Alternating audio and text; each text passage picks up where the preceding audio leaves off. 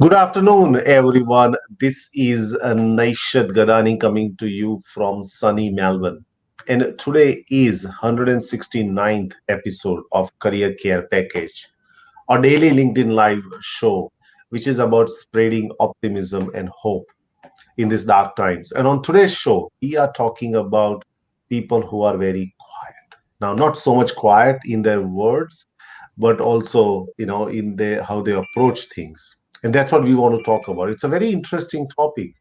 And to help us really unpack this topic, we have invited the best.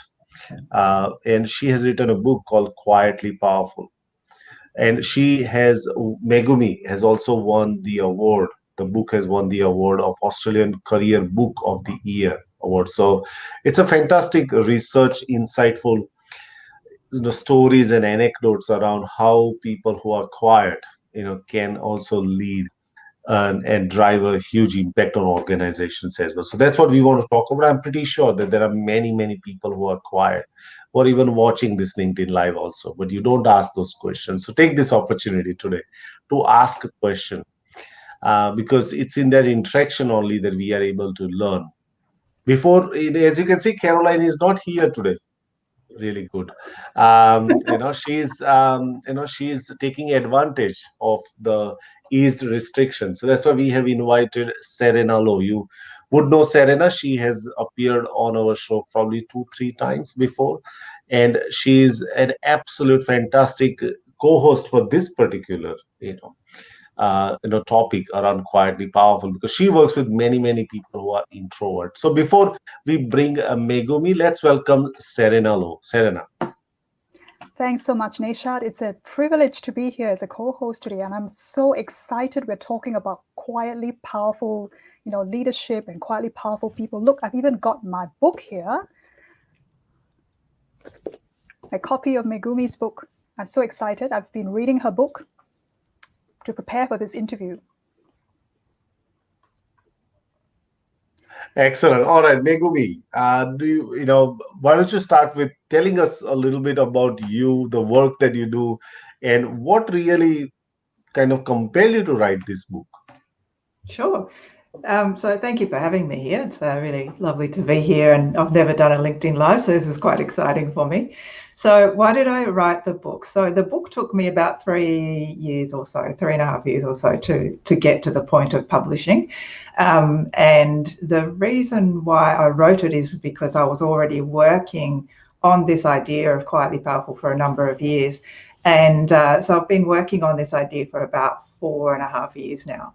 And the reason why I started that whole idea is because of 2 reasons. One is because I'm naturally quieter, and as my mum would often say to me, when I was little, she used to talk on my behalf because I would never say much. And so I was always quiet. And as a Japanese person, I was even quiet amongst Japanese people. So I was pretty quiet. And as I grew up and went into my career, it was a challenge, and I found that I had to really put on my confident face, and I felt like I had to, as they say, fake it till you make it. And I absolutely burnt out as a result. And not the only reason why, but it certainly really felt exhausting.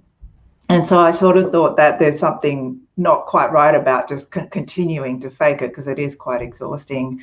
And I just had an experience probably about 7 years ago or so when I had a realization that perhaps there's a different way. And I knew intellectually, but I had this realization that I could do something different. The second reason is because I work in the field of leadership and organizational culture, and I've been working in that field for a good 20 years. And I noticed that there are some quieter leaders that we're overlooking, and they are super incredible leaders that, if I was working for a leader like that, I would feel fantastic to work for them. So I just thought, well, there's something not quite right with the balance. I'm not saying that quiet leaders should overtake anybody, but it's that the balance isn't quite right. So that's how I got to write the book in the end. That's a really good. Well, no, go ahead, Serena. Yes, Go ahead. Because you said there about quiet leaders being overlooked, and I'm just curious to know that what's the difference between a quiet person and a quiet leader, a quietly powerful leader, because that's the title of your book. Mm-hmm. So there's a difference between quiet and quietly powerful. Is something that I do talk about in the book, because you can be simply quiet and nobody hears you, and you can become invisible, and you may feel quite disempowered as a result. The quietly powerful leaders, however, have a quieter nature, or they use quiet in a useful way or a powerful way such that they have impact. And so if you can think of quieter leaders who may perhaps not say a lot, but when they do, everybody listens. Have you come across people like that? That to me is a quietly powerful leader. Another example of a quietly powerful leader, and I've interviewed 29 of them to go into the book, and I'll continue to interview many more quietly powerful leaders. The things that I find about them is that they use their quieter nature as a leadership strength. We often think of leaders as being the gregarious, outgoing, outspoken person, but actually some of those quieter leaders allow others to shine because they're not taking up the space. And to me, that allows them to really help teams to flourish, teams to bring their best game. And as a result, the whole team flourishes. And so it's not the superhero type of leadership. It's very much that humble, supportive, empowering leadership that I believe we need more of in this world. When you say quiet, and Serena also works with many people who are introvert. Is there a difference between somebody who is a quiet and somebody who is an introvert? I wouldn't say different. I think introverts are part of the quiet group. It's just that I realised, and I realised this through experience. I was doing public talks, and I've been running programs and coaching, and I noticed that it wasn't just introverts coming to my talks and programs. And so I got a bit curious and I wonder what it is, because I initially thought it was about introverts, but actually it became a little bit broader. And so what I realized through these programs and through the coaching that I've done, some people can be a little quietly disempowered, perhaps more so in the workplace than in a social context where they know people, possibly because they're a little anxious, or they feel like they can't speak up because they don't feel like they have something to add. Or it could be that they're quite sensitive. So they might be quite sensitive to what's going on, and they feel like, oh, I don't really want to ruffle the feathers, so let's stay quiet. Or it could be just how they've been brought up. So having a Japanese upbringing, and Serena, I don't know about you, but there's probably it's a bit of a stereotype, but in many, many Asian families and cultures, people are often told, or kids are often told, you shouldn't speak up against authority or parents or teachers or those sorts of things. And so we get used to that sort of pattern, and so we get conditioned. So even if you're an extrovert person, you might just have this little voice that says, oh no, you shouldn't say that, in your head, and so that holds you back. And there's also sometimes a power dynamic at play. So for example, if you're sitting around in a room, there's bound to be somebody who possibly is more senior, or somebody who knows something better. Or if you're in an organization, you know how there's a dynamic where usually the centers that make profit are more powerful than the support functions, so it's not just about hierarchy. There's a whole range of power dynamics at play. And so when you are in the place of having less power rank, it may feel uncomfortable to speak up in those instances as well. So all of these can lead to you feeling a little quietly disempowered. So for me, it's about helping those people to find their voice and be quietly powerful. It doesn't have to be, you have to be loud. It's about finding your voice and be able to contribute in a useful way. In the last 3 years, Megumi, since I saw you on your business breakfast at NAB, would you say there has been a greater awareness, at least in Australia, around what introverts are and how they are different in the corporate workspace? I think, I'm sure you're familiar with Susan Cain's work that really raised the profile of introverts, if you like. So I think since then it's been increasingly understood in terms of what introverts are about. But then also there's misunderstandings and stereotypes that come into play. So I think this whole idea of if you're a quiet, you're an introvert. Well, that's not necessarily the case, as I explained. So that's a stereotype. And there's also, I find that stereotypes about introverts are certain, that they're a certain way. So for example, I can't say I'm definitely an introvert, but I can't say I fit into some of the descriptions of introverts, such as being very detail focused and loves books and things like that. I don't quite fit into that category, and I don't think that's about introversion at all. Actually, it's different characteristics, different personality traits that gets bungled up into introversion. So I think there's some messiness and mix up around our understanding of introversion. Yeah, that makes a lot of sense. I can cite so many examples, growing up in an Indian family where, I could not, if I was going to a tuition and the maths teacher says your son's, not doing well, my dad would not listen to me. He would say, your teacher is always right. You must have done something, and that's why your teacher is upset. So I think that idea of authoritative and power dynamics plays an enormous role. And if I can also cite another anecdote specifically from migrant point of view, coming here to build a career, and I've seen a lot of the migrants find it very difficult, although they were, the power dynamics is huge Yeah, because like if my CEO would come and walk by me, and if I'm having a coffee in Australia, I don't mind. He can walk by me or she can walk by yeah, me. I have no problem. I can still have my coffee. But had it been in India, I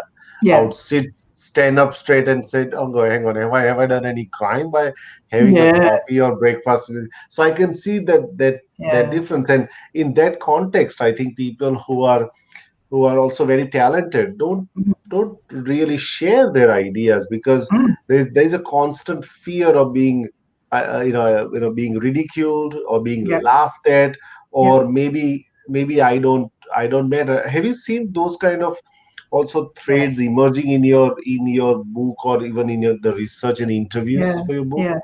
So I would say I've found that more through the programs and the coaching that I do. And I think you're absolutely right about if you're talking about migrants, it's not only the conditioning that they've had in their home country, perhaps about authority, but the other thing that's at play is often they will be in the minority in an organization, I imagine. Yeah. So you're coming in, potentially English is your second language, which makes you even more a minority when you're surrounded by people with English as a first language. And so you feel like you're on the outer already. And when you feel like you're on the outer, you feel less powerful and therefore less able to speak without feeling like you're going to get judged. And for people who've not experienced that, it's quite hard to understand, I think. And that's the challenge, I think, of helping people to feel more included and feel like they have a say and they can have a say. But I think to help people understand what that's like for people who haven't experienced being in the minority, if you can imagine, if you're surrounded by a group of people or friends and you know that they have a certain view, I don't know, about politics or religion or something like that, and you have a different view, you often don't say anything, because you don't want to be kind of on the outer. And so that's what it can feel like to be in a minority. So it's a lot harder. It takes a lot more effort to speak up and say something. So I think you're absolutely right now, Nash, about how it can be challenging for migrants as well as people who may be seen as being in the minority.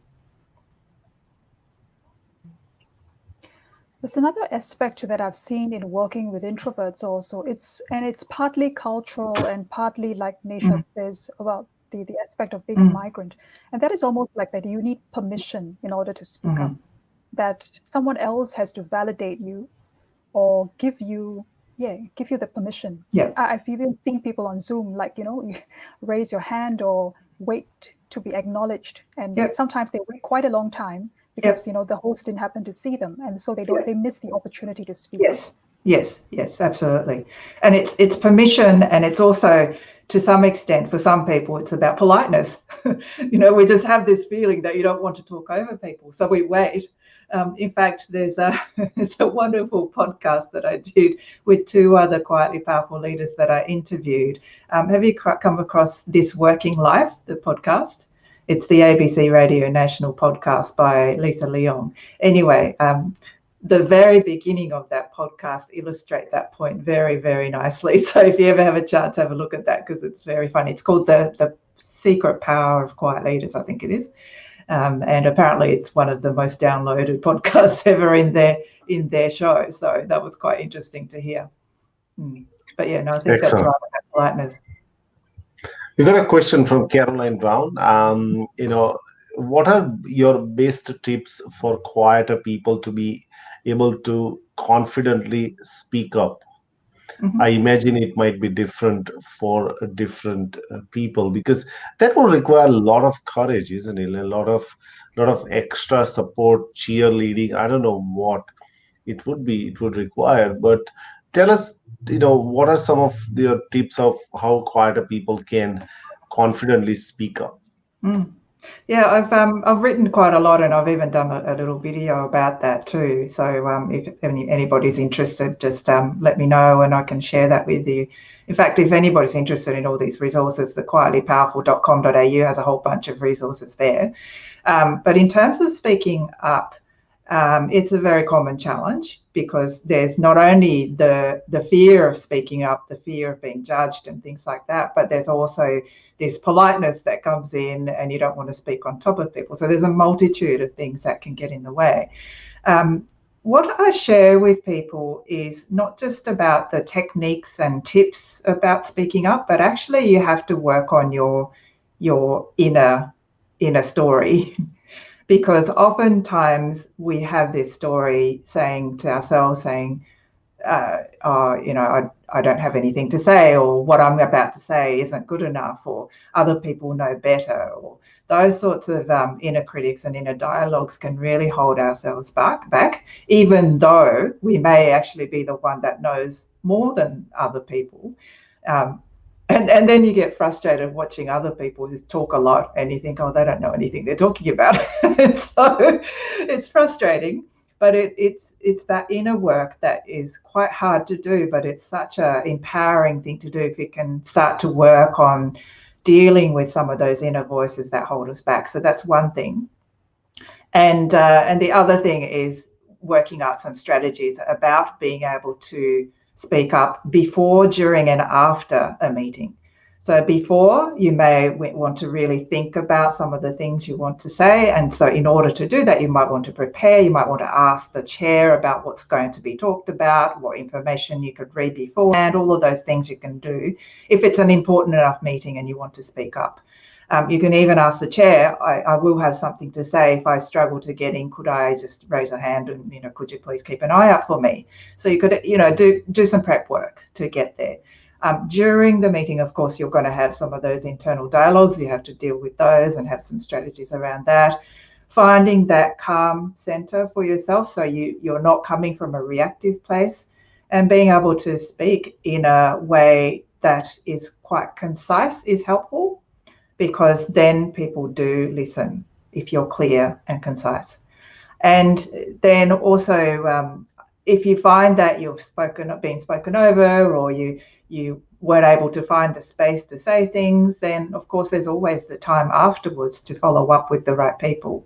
So I don't think it's necessarily a end of the world if you aren't able to speak in a meeting, but of course you do want to be able to. So there's a bit of practice involved in that too.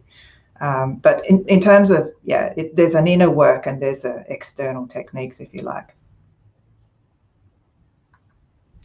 Could I ask a question that's related to now that we're in this situation where everyone is working remotely?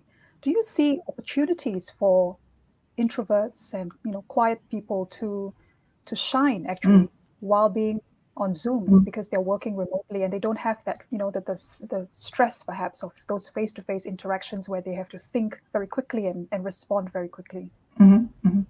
So I think there's opportunities and potential downsides to watch out for. So opportunity-wise, a couple of things I've heard, and I interviewed a personality profiling expert, and also he was the founder of Facet 5 personality profiling tool. So, and I use that tool very much, very often. Anyway, he's Norman Buckley is his name. And he said that he's heard of a number of cases where in this COVID world with remote working and virtual meetings, that it's been, for some people, some quieter people, it's been an equalizer, because you can't talk on top of each other because when you do, you can't hear anybody. So people tend to be a little more polite out of the technology forcing us to be more polite. So that's an advantage and a benefit. The other thing too is that I've heard from a number of people that managers are noticing the productivity of some of the quieter people. Not everybody, but some people.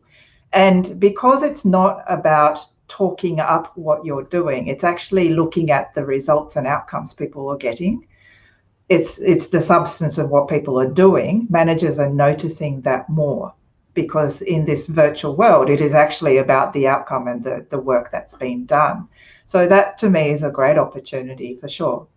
The downsides though is that being virtual, one of the things that may happen for us quieter ones is that we just stay in our shell and we don't interact with people because it's easier.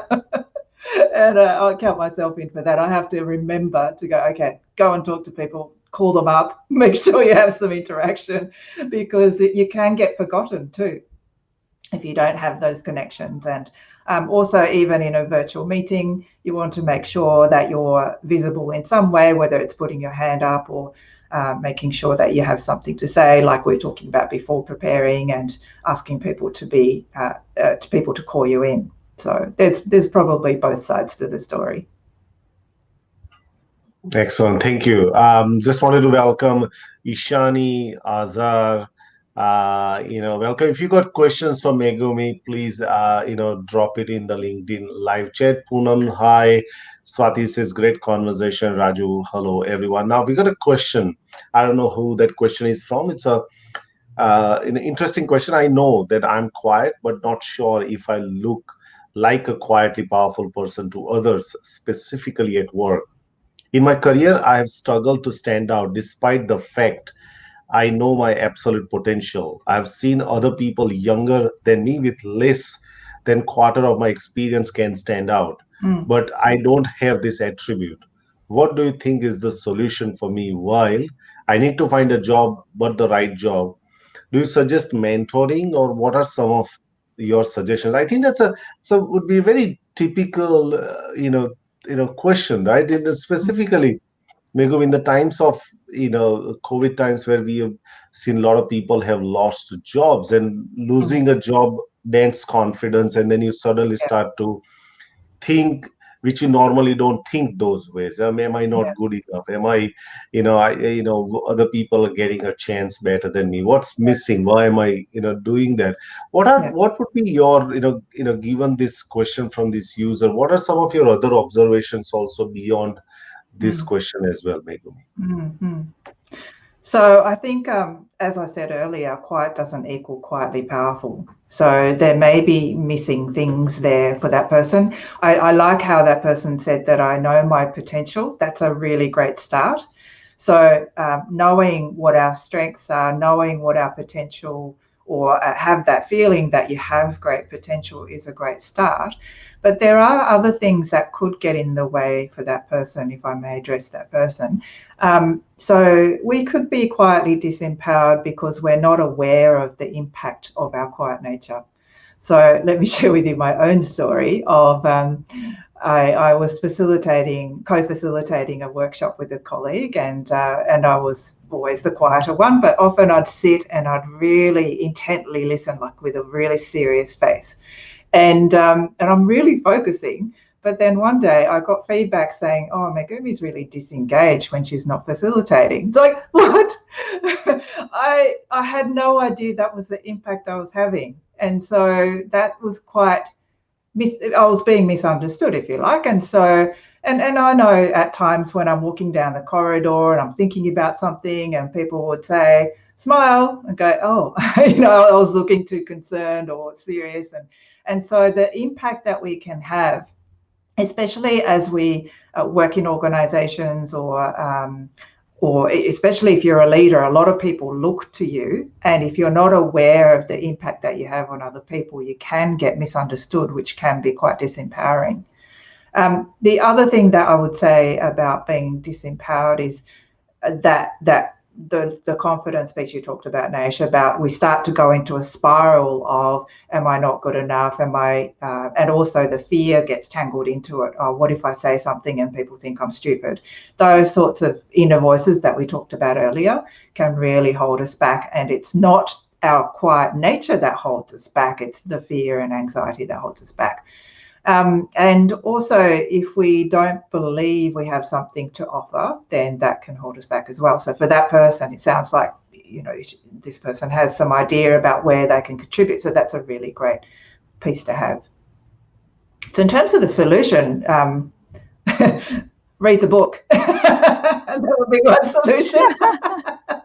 No, I in all genuine offer, in terms of the book, it talks about what are some of the steps you can take in order to feel more internally comfortable about going about being your quiet nature and still being powerful, and also be able to adapt in different ways. So the two strategies that I talk about is appreciating fully. So appreciate ourselves fully, not just our strengths, which we often talk about. Actually, there's some weaknesses that we believe are weaknesses that can be useful. So I talk about that. So appreciate ourselves fully. So we are in a place where we can go, okay, I know where I can contribute my best.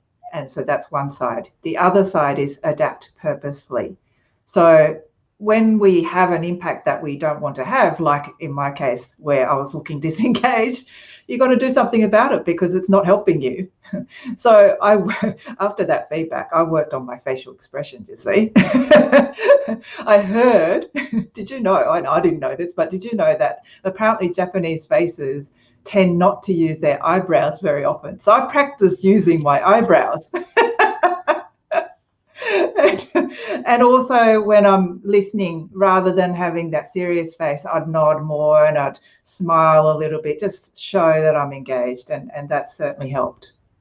So adapting purposefully, finding different ways to interact with people, show up in a different way for a reason. So not doing it because you need to fit in or anything. It's more about I'm doing it because it's going to be useful. Mm. So it sounds like there is an element of cultural awareness here as well, Megumi, because if you were back in Japan, probably people would understand, because everyone would be relating pretty much the same way as like if I'm coming from Singapore and everyone is communicating the same way, I wouldn't have to adapt myself quite as much.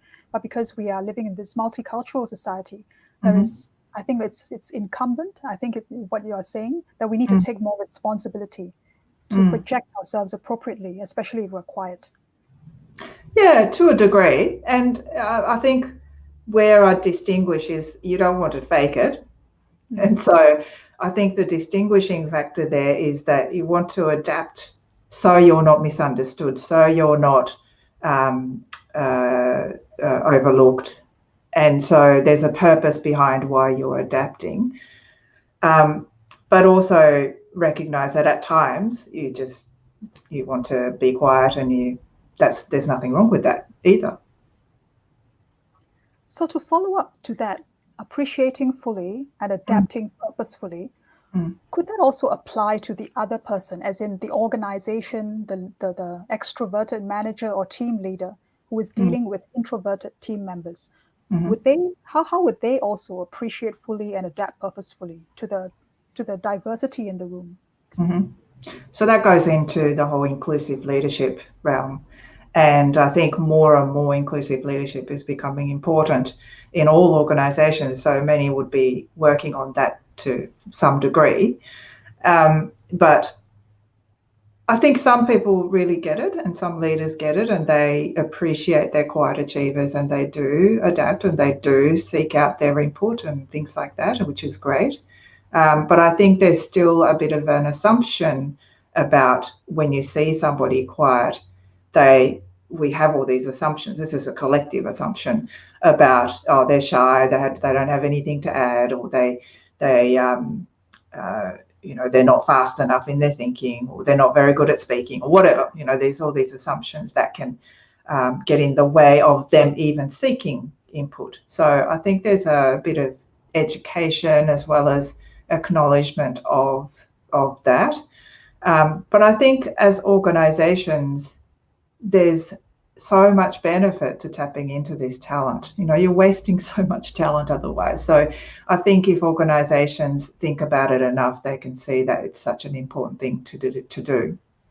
But having said that, as an individual, I don't think you can wait for organisations to change. And so this is why I think it's both. It's both at the individual level to find your own voice, and then for organisations to become more and more inclusive. I've got a question from Malti. She says that especially during this everything going online state of affairs, it's so important to showcase your presence through your words. And I think that brings it to the point, Megumi, is around the explosion of videos and audios and everything where you are, where if you're not seen, you don't exist, right? And there's an increasing the overall agreement is that you got to do so many things to keep yourself visible. You got to build your brand, and you got to do this and that and everything else. I'm pretty sure the quiet people or the introverts would find it just absolutely overwhelming. That how can you do that? It is, sometimes it is even a struggle for them to speak up and to share their ideas. And now you're asking them to not only share their ideas with their peers, but you're asking them to share their ideas with the whole world out there, right? How do you see this? This plays part in the the quiet people and their their ability to express themselves in this ever noisy. And I think noise is not getting down. I think it's just increasing more and more. How do you see this planning? Because I find myself absolutely conflicted on many occasions around, do I talk about it? I don't want to talk about it because there's a pressure. Then if you talk about it once, look, we've been doing it 168 episodes because we can stop it now, right? We're going to continue doing that. So tell me about this. How do introverts manage, or people who are quiet manage this? So I actually think there's a positive and a negative again in this scenario. So the positive for quieter people is that it means that it doesn't necessarily have to be video. If you're good at writing, that's a great way to contribute to a conversation. And so I know lots of quieter people who might write an email to their teammates, explaining a concept and things like that. That can be helpful. So you can play to some of the ways in which you communicate best. And also what it means is that you can actually have time to think and produce something, as opposed to having to speak on the spot and make something up on the fly. So in some ways, there's some benefits there. The downside, I think, definitely is this noise factor, as you talk about. But I think adding to the noise doesn't really help, because you just get lost in the noise. So what I think it works really well, and seeing people do well, is rather than add to the noise, add substance. And so rather than do something the same as everybody else, do something a little bit different and have substance to what you're doing. And so, it doesn't always work, but it certainly does help in the context of, not just following what everybody else is doing. It sounds to me, Megumi, what you're saying is to be different, you have to be more of yourself. Absolutely. For a quiet person. And that means having that self-awareness, knowing your own strengths, knowing where you are not so strong, and really playing to your strengths and flowing with that rather than trying to... Yeah, I actually talk about play to your strengths as well as your weaknesses. So this is part of the book about being yourself fully and appreciating yourself fully, because the problem with just focusing on our strengths and playing to your strengths is it makes the weaknesses wrong, and they're not necessarily. Because you could say that somebody who's quiet might think that their quietness is a weakness and a problem. If they believe that, that's going to get in the way. So I'm trying to help people to reframe and say, actually, the quietness is a strength too, if you look at it in different contexts or different ways of using it. And so reframing weaknesses as potential strengths or potential differentiators is key to being yourself fully and be able to stand out in a different way. So I think that's what's helped me actually to say quiet is actually useful, which goes counter to what people typically say. And that's what allowed me for people to notice what I'm doing as opposed to just going along with what everybody else is saying. I can give you an example of a quiet person, my dad. And now, as you started talking, I started to reflect on my dad. Started as an engineer in a state government organization, Mm-hmm. and he rose to become the kind of a CEO of this organization, Okay. and would his 10,000 people that he used to manage. Mm. But I've never seen him, boast about it. I've never seen Mm. him. He was very humble, but you can imagine 35, 40 years in an organization and managing 10,000 people team. And his focus was purely on work. Mm. What work is the most important part of his life, Yeah. and he developed a real mastery around some of those things, and he's still learning. I went to during the COVID times when we were in Mm. India, he would still attend webinars, and he still wants to learn, and he still wants to Mm. acquire that, Mm. and I'm pretty sure that he has a deeper impact on the people that knows him. Yeah. That if I've got question, I can go to Mr. Gadani and he will be able to Yeah. answer those things. Yeah. And I think that's his differentiation. Yes. He doesn't write articles, so he never has not done anything. He's probably started to use he's got a LinkedIn account, but he's never used that at all. Yeah. Yeah. But I think he knows. So I think the idea of that only people who speak and or extrovert, if that makes sense, are the people who got a great reputation, or they're the people who do all the work. I Mm.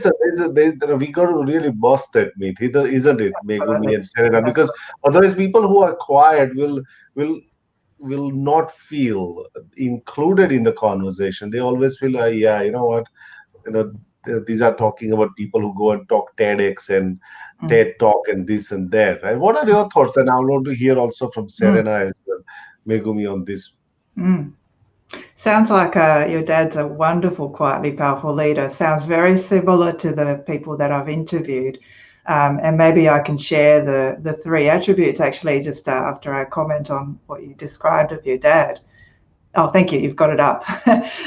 So these are the quietly powerful leaders that I interviewed for the book, and I continue to interview more people. I might even ask you, Nash, if I can interview your dad at some point. Because one of the things I've noticed, or three things that I noticed of these quietly powerful leaders, and it sounds like your dad's like this, is that they're very comfortable with themselves. And so comfortable that they can be humble to be able to say, I don't know everything. I'm still learning, like you said, and quite willing to learn and accept that they don't know everything. And so as a result, people feel comfortable around them because they're very human. They're authentic. They don't pretend to be the know-it-all and the person that needs to dominate the conversation looking like they're the smart one. They don't do that. And so that comfort is very, very powerful and comforting to the people around them as well. And the second thing I find, because they're comfortable, is that they're very present. And so they are present with people when they're interacting with them. They notice things that other people don't because they're present. They listen very well, and so they hear things that other people may miss. And as a result of all this listening and observing, they also develop much deeper connections with people. And that's because they are present and without, not so much without, but they know how to manage their distractions and including the internal distractions that we spoke about earlier. And so that presence can be felt, absolutely, regardless of whether you speak or not. I'm wondering, Nash, whether you've noticed your dad walking into a room and people notice him even though he hasn't said anything. Yeah, he would. And I'll just narrate an example of the comfortableness.